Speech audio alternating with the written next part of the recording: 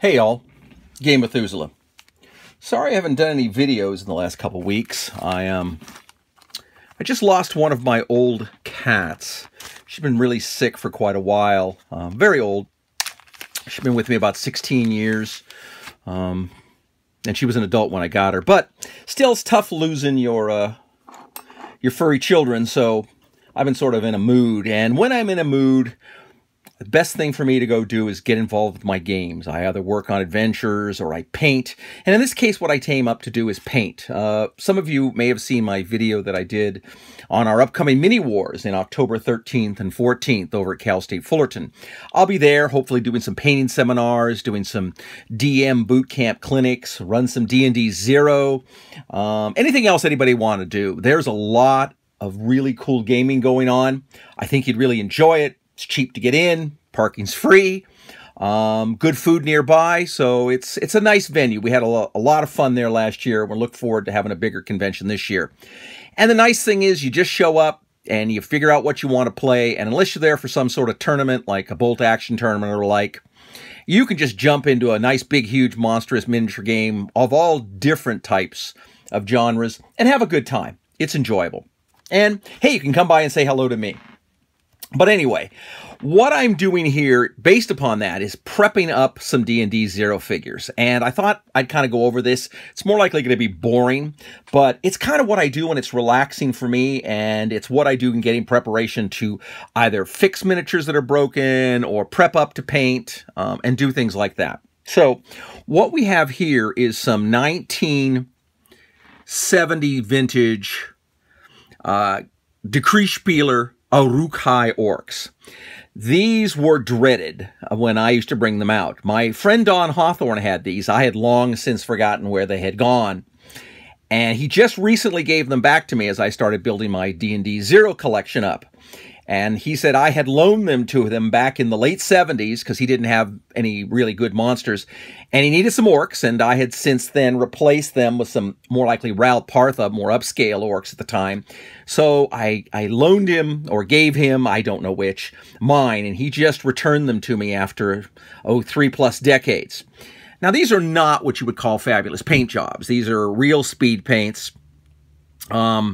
The idea was to get them on the board, but as I said, boy, when I brought these out, player characters died, or battles were very, very difficult. So they've seen a lot of use and wear over the time, and a lot of them have broken, paint scraped off them, things like that. So they need a little TLC. And the problem with old figures is you kind of really don't want to change them if you can avoid it, because it takes away from their history, and you don't really get to see necessarily as much of what they look like in the day as opposed to, what they're going to look like once I fix them up. So a lot of these that are in pretty good shape, I'm just going to kind of leave alone.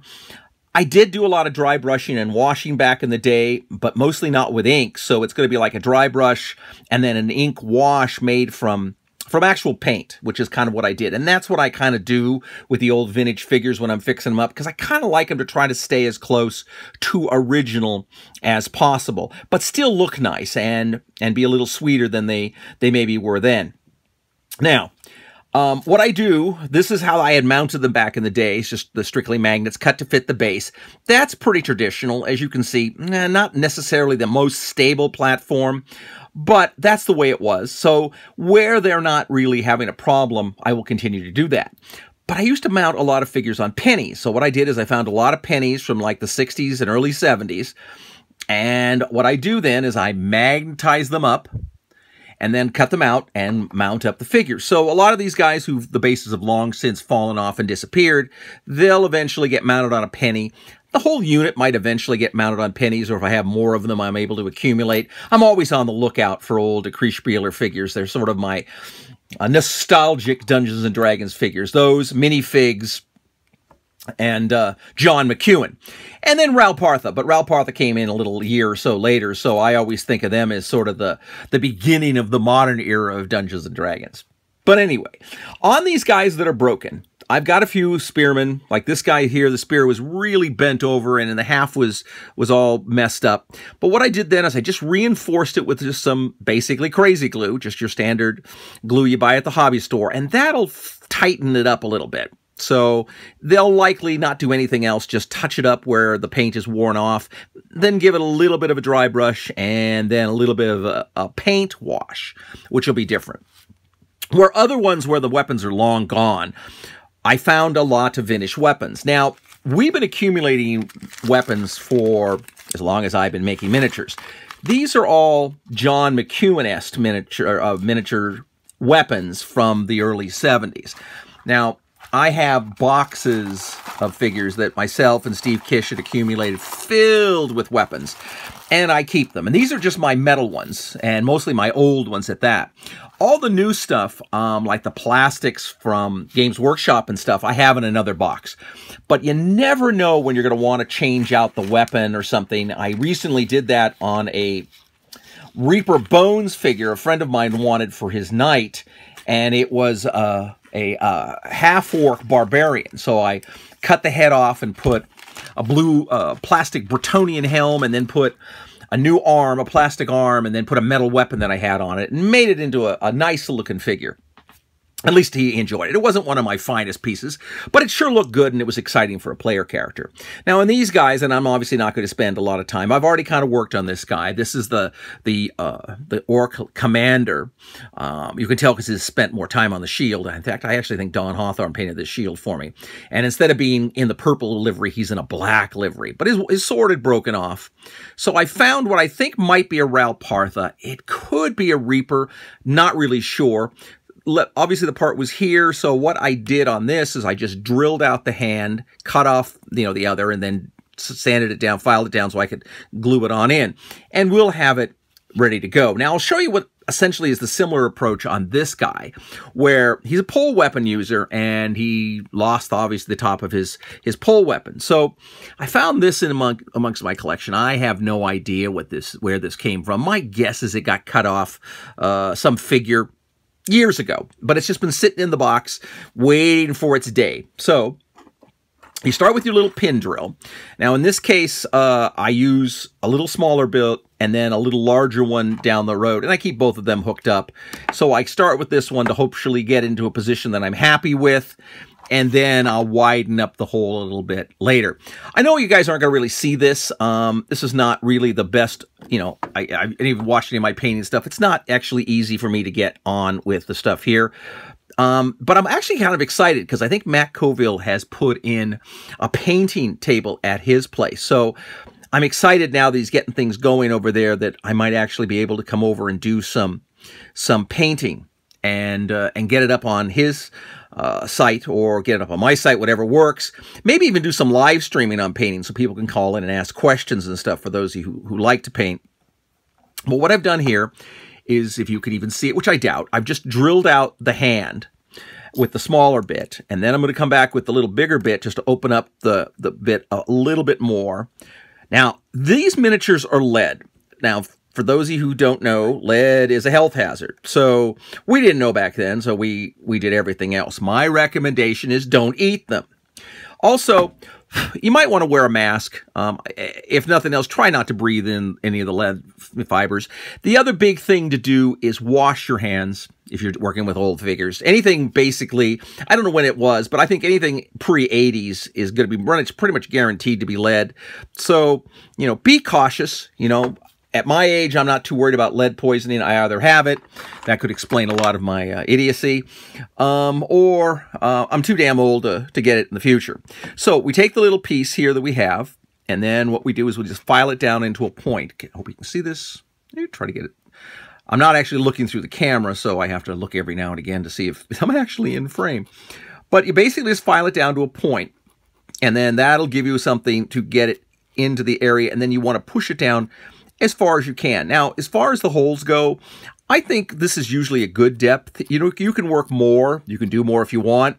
Like in this one here with this spear on it, I drilled completely through the hand and then just put the spear, which is on a haft here, which is going to end up on this guy as well. Excuse me. This piece here is also going to get drilled. This piece is going to get cut off. The other advantage in lead is it's really easy to cut off. This will all get cut off, cleaned up a little bit, and then this spear will go through his hand and be metal wire. And where this piece of wire I have is actually going to get a broken spear off of another figure, which I'm going to cut down. I'm going to drill it out and put it on the pole. And then once I get these magnetized on the little round bases that need to be, we'll just go ahead and clean and get this whole unit going. And later down the road, I'll show you a little blurb. I'll come back in a week or so when this all gets done, depending on my speed and interest. And we'll show you what they look like. But again, when you're dealing with metal, old figures, lead metal, be a little cautious. This is not something you really want, especially if you're youngish and have your life and future above you, in front of you, and children you want to produce in the future. Always be a little cautious. I think a mask wouldn't hurt. And again, like I said, after you're done, before you ever decide to stick anything in your mouth, make sure you go wash your hands up and stuff like that. Can't sort of emphasize that enough. Anyway, so once you just find the hole and you just put it in, you'll find out that it'll basically stick right here. Let me see so I can see it. There's the fig. There's the hole in his hand right here. The piece will sort of fit in, and then when the glue will hold it, and you'll have sort of this halberd, orcish-looking halberd effect when it's all said and done. And it's not going to be bad. It's not original. It's not obviously as nice as having the original figure unbroken, but you've got to make do when you've got the broken stuff, and this was pretty common for us at the time. Standard glue, any of your crazy glues will work type of thing. This comes from Brookhurst Hobbies. And I think this company makes it for all kinds of stores. I think I'm starting to run out, so I'm going to have to go down and get some more in the future here. And then you just take it, fill up your haft of your spear, or in this case, the blade topper, and you find the hole that you made, and you just hold it in there. Now, this glue's getting a little old, so it doesn't dry quite as fast as some of the brand new ones do. So I may end up editing this a little bit to just get you to see what the final item is. Yep, there you go. So basically, you're just going to get a guy who's carrying a halberd. Now, I'm not going to spend a whole lot of time on showing you all this stuff. I just wanted to show you what goes on, how you're doing it, how I do it. And if you're really interested, especially in the old vintage stuff, I really suggest you show up at the Mini Wars in October. We can talk about all kinds of things. And I really am hoping to see a few people there. And obviously, I don't think it'll be a big turnout of people in the RPG, since I'm not one of the famous DMs named Matt. But I do enough, and I think if a few people want to show up and talk, I mean, there's not going to be a lot of people there. I can walk you through a bunch of games. We can play some D&D 0, maybe anything else you want to do. Or if you have questions on your own games, even better. I mean, I'd much rather help you work on your own campaign and your own skill set to make you a better game master for yourself. Again, like I was saying, when you have pieces, and you can do this and I do this all the time, like I said, on modern figures, like I just did. If it's plastic, you use an emery board. Obviously, if it's metal, you're going to want to use a file of some sort. And X-Acto makes all these files. They're really easy. Now, okay, if they're small-ish, sometimes what you want to do is take your little X-Acto knife and make a little point. You can do it even with a pin if it's plastic, but you make a little point to start it so that hopefully your drill will get started in the middle and you'll be happy with it. I take the smaller drill bit first, and then I just start the drilling. And this is, I can put it in as far as I want. This is really hard for you to see, so I think I'm going to talk it up more, and it's hard for me to see too. And then and again, because these are lead, it's super easy. This used to be the beauty of lead. Lead didn't necessarily snap or break like the other figures. It would just bend.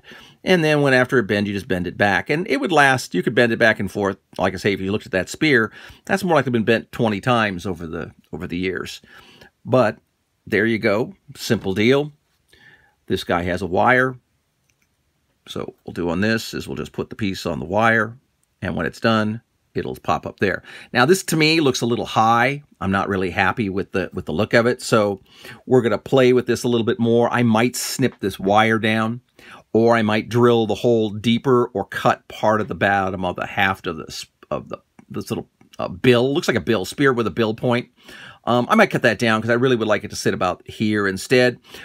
But again, something else you more than likely don't care. Now, when you have these type of things where the weapon's gone and it's molded into the figures, this is where it gets kind of challenging. So in this case, again, the big advantage I have is that it's lead. You just take it, and if it's the modern metal, it's going to be a little harder. But if you're dealing with plastics, it's kind of even easier because you can sand things and do other stuff. But you basically just cut down, cut the figure down to where the hand is. Carve it so it's kind of flat so you can get a good start. And then what you're going to do on this, what you would do on plastic and you would do even on the metal, is you're just going to end up carving this piece out. And you just carve this out here, and then you just kind of maybe scratch some of the detail back in for the belt. And then you get it, maybe, because realize the pole weapon you're going to put in is going to take up this same space. So it's going to cover a lot of your imperfections on things like this that you're going to do. So don't worry too much about it. The whole point is, especially, is to get these figures back into the game. Things that are broken, I cannot tell you how many times over the years I have repaired old figures of mine that have seen a lot of service and need a lot of work. But this is basically how you do it. I just repaired about a dozen of my modern figures that had all had scratches and dents and breaks. It's part of the game, and you can't be overly sensitive. I used to be a lot more sensitive when I was aggressively golden demon painting. So was my friend Steve. So the two of us were like, you're putting down figures that I'd worked many hours on. I didn't want you to put your fat goobery Cheeto-infested fingers on my miniatures, so it was always like handle them by the base. Best way to give you long survivability of figures. And when you put those nice bigger bases on them, it's a little easier to move them by the base too, so that helps as well. And then, again, you go back into deciding how you want your paint to go. I will figure out, I'll just prime up these little metal pieces with some brush primer. Then I will go back in, and all these guys will eventually get a little bit of a dry brush. I might leave one or two of them that are pretty intact, just completely alone, so that if anybody ever wants to see how they actually looked in 75, there'll be at least one or two survivors. And I hope to find some more of them. So if you're out there looking on eBay, like I always tell you, or any other of the sites you guys find to get a hold of miniatures, when you find a Kriegspieler miniatures, they're treasures. They're worth having. They're a real definite part of the original Dungeons and Dragons. Raoul Partha stuff's great. Minifig stuff is great. John McEwen's. Boy, if you can find some Jack Scrooby figures that really you're going to find something that's, really rare. They're all good to have. If you find them and you think of me, well, hey, let me know. I may want to maybe trade you some other stuff for them, because I'm, again, always looking for the old stuff. So I just wanted to let you know I'm going to be sitting down and doing some real videos for you so you guys can get some more of my smooths on the Monster Mambos, and I'm thinking about actually doing a whole adventure. I know I'm writing these things up for my Twilight of Fae, so I can put them on my Patreon page, but maybe I can put out a basic, simple one, sort of like kind of what Matt did, but more of the way I do it. I think Matt's is actually a lot easier and a lot smarter for most people. As you guys have heard from me before, I kind of wing everything. So, but anyway, it's fun. So enjoy. Hope this was a little help for you. Again, realize I'm just doing this because I can't think anymore about things going on. So when I don't want to think about stuff, it's good to go think about gaming, because that's always a lot more fun. So fight me, devils, fight. I hate peace, and we'll be talking to you soon. Have a great day.